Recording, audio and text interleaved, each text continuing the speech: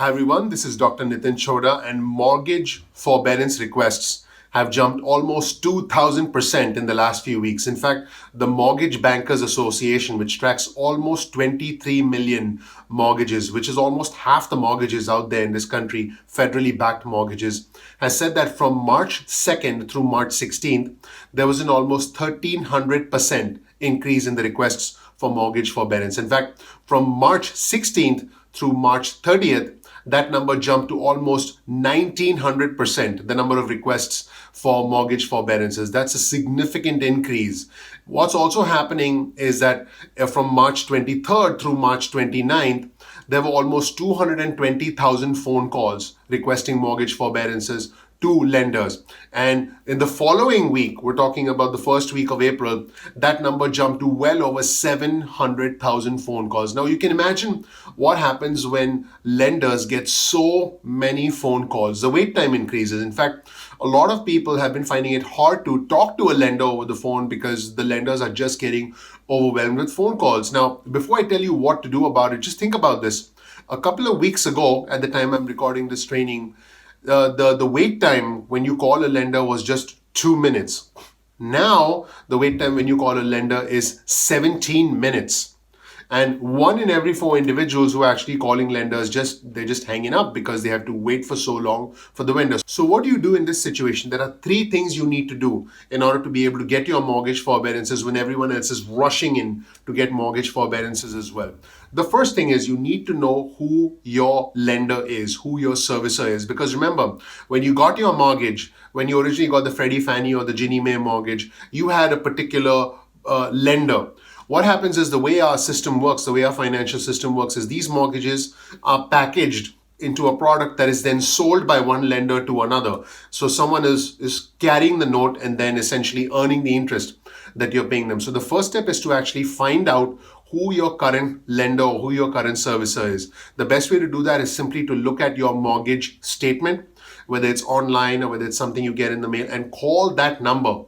Because then you'll be able to call and confirm that they are the lender. You can even ask them questions like, all right, can you confirm that you are the lender and this loan hasn't been resold to someone else? So again, the first thing to do is make sure you're talking to the right person. It may not be the company that you originally secured the loan from. In fact, it most likely won't be. So again, you need to call the number on your mortgage statement and make sure you find out who your lender, who your servicer is, and then go to their website or give them a call. That's step 1. Step 2 is you need to officially request forbearance. Now, officially requesting forbearance could be over the phone. It could be using an online form. A lot of lenders these days have online forms that you can fill out and request forbearance. As long as you have a government-backed mortgage, a federally backed mortgage, and you live in a single-family home, 1 to 4 units, all you have to do is attest to it. In other words, you don't need any formal documentation. Now, how do you attest to it? You can either attest to it by email, you can make a formal request. Now, you have to obviously know that you're reaching the right person and that is the mechanism that the bank prefers, or you can do it online. That's the second way, assuming that your bank or your lender or your credit union has a mechanism for you to request forbearance online. Number 3, you get with them on the phone. Now, keep in mind, lenders also want to make this as streamlined as possible. So check with your lender, check with your servicer, and there's a high probability that they will have some sort of streamlined mechanism, but follow the mechanism that they suggest. Don't just leave a voicemail for somebody at the bank and think that, all right, that was your application for mortgage forbearance. We have to get the information through to the lender the correct way. So again, let's back up a little bit. Step 1, know who your servicer or who your current lender is. Number 2, request forbearance through the correct channel that the lender or the servicer has established. Again, most servicers will accept it online. That's what I would expect your lender to do as well.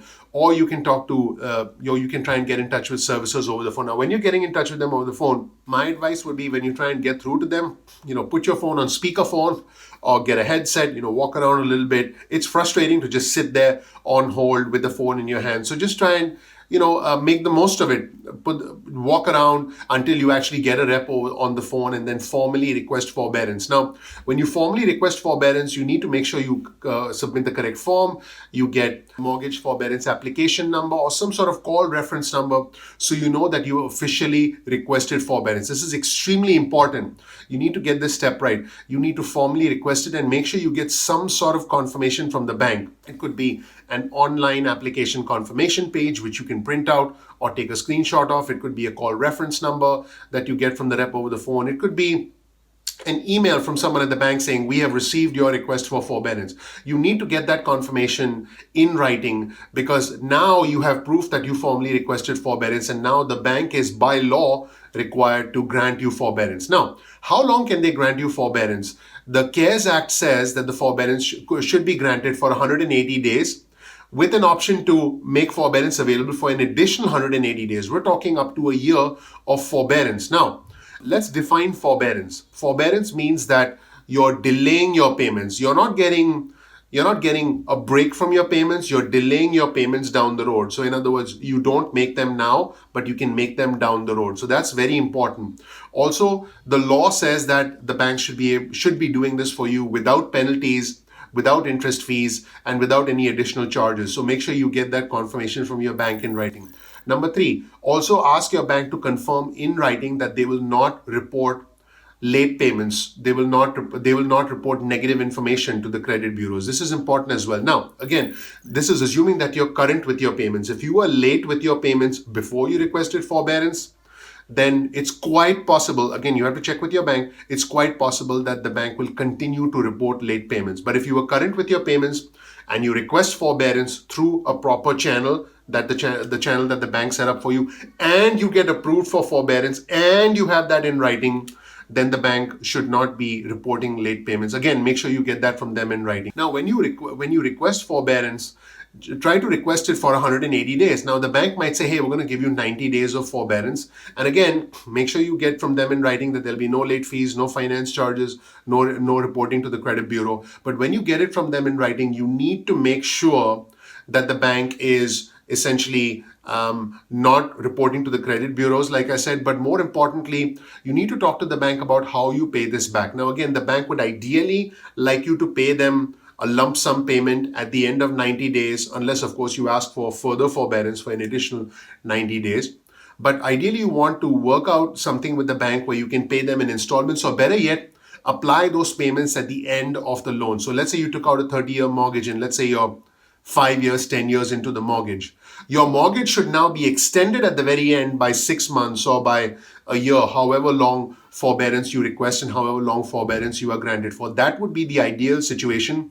Remember, you do have to pay this money back. So again, I'm going to repeat that. You do have to pay the money back. But ideally, you want to pay the money back at the end of the loan. And you should tell your bank that, can we pay this money back at the end of the loan? And the bank should confirm that in writing. That would be an ideal scenario, because now that gives you a lot of time to actually catch up with the payments. And honestly, it's almost like you're borrowing that money from the bank at zero interest for what could be several years. That would be an ideal situation for you if you can get your bank to agree to it. And if your bank offers the opportunity to attach or to make the mortgage payments during the forbearance period at the end of the loan, that would be the best option. Now, number 3, I've had a lot of comments from my previous YouTube video where I introduced the concept of forbearance, about this being a potentially dangerous program, this being a risky program. Oh my God, what if you have to pay off the lump sum at the end of 90 days? Now, I want to mention 2 things here. One, you have to be able to negotiate with your bank to have these payments applied to the end of the loan, like I already mentioned earlier in this video. Number 2, as with anything, you have to be responsible. Mortgage forbearance is not a free pass. It's not something that you take lightly. It's an opportunity for us to reduce our financial burden at this time temporarily, but we all have to meet our financial obligations down the road. In fact, I would go so far as to say this forces some of us who perhaps are struggling with this to be even more responsible with our payments. So, sometimes you learn when you go through fire, and I know a lot of us are literally going through a very hard time right now, and I empathize with that. But Please don't look at this as a free pass. Look at this as an opportunity to get a breather temporarily, and then be smart and negotiate with the banks to let you pay that off at the end of the loan. The bank, by the way, is ideally going to say, hey, at the end of 90 days, you pay us, 3 months worth of mortgage payments. And at that time, you most likely, you won't have several $1,000s to pay them. You're probably getting back on your feet at that time. You're probably starting to get your paycheck at that time. So what you have to do is tell the bank, nope, A, I need to extend the forbearance, and B, I need you to apply those payments at the end of the loan. That would be phenomenal. By the way, if you cannot get the bank to do that, or if you're not able to negotiate with the bank to do that, then try and pay it off in installments, but try and avoid the lump sum payment scenario as much as you can. And again, this becomes coordination between you and your bank. The federal government cannot force the banks to accept back the payments in a certain way. As far as I know, the CARES Act has not set up any mandates for the banks that, oh my God, you have to attach the payments at the end of the loan. So this is going to have to be a negotiation, a discussion, a dialogue between you and your bank. Now, when you talk to the bank, please talk to the person that can make decisions. It could be someone in the mortgage department. It could be someone on the phone, a supervisor in the mortgage department. Talk to the right person. Don't send a chat message to someone or leave a voicemail for someone saying, hey, talk to the right person and make sure that they can push the payments preferably to the end of the loan. And if that's not possible, they give you an installment program. And all banks are actively working to do that. So, again, back to the third point, is mortgage forbearance dangerous? Is it risky?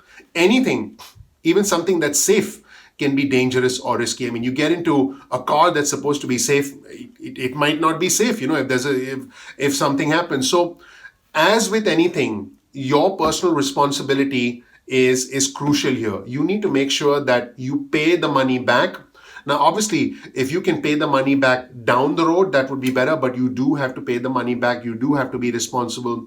You do have to talk to the right person, and you have to know your options ahead. Now, knowing your options and knowing your rights are two different things. Let's talk about rights. It is your right to request mortgage forbearance without additional documentation other than your attestation of direct and indirect hardship during COVID-19. So it is your right to request that. The banks have to give you forbearance if it was a federally backed mortgage. Okay, that's number one. Number two, you have the option, this is where it becomes a discussion and a dialogue between you and your bank, to talk to the lender to try and get your payments attached to the end of the loan. That would be ideal. I keep repeating that because it's extremely important for all of us watching out there. So hopefully these three things helped you. Number one, know who your current loan servicer or who your current lender is. Look at your mortgage statement. Number two, make sure that you get in touch with the banks and make sure you formally request forbearance using the channel, using the method, whether it's online, whether it's a form, whether it's a phone call with the bank. You may not even need to be on the phone for a long period of time. And if you have to be on the phone, well, be on the phone. Let's stay on hold until we get the right person. Get a call reference number. And number three is, remember, this does not mean that we can avoid our financial responsibilities. This simply means that we're buying ourselves some time, and our own responsibility needs to actually increase at a time like this. We need to be even more careful when we get back on our feet about how we spend our money. We need to be even more careful about fiscal responsibility, about living below our means for some period of time before we can save up enough money to catch up. So hopefully this video was helpful. Thank you so much. If this video was helpful for you, please click the like button. Please click the subscribe button so you can be notified of future updates through our channel. I appreciate you all so much. If you have any questions or comments, please type them out below. And also check out my introductory video on mortgage forbearance when the mortgage forbearance option became available. This video was intended as an update to tell you what's going on with the mortgage forbearance program that was released by the CARES Act, what your options are, and best practices on what to do. Thank you so much. Again, please click like, subscribe to be notified, and we'll see you in the next training. Thanks.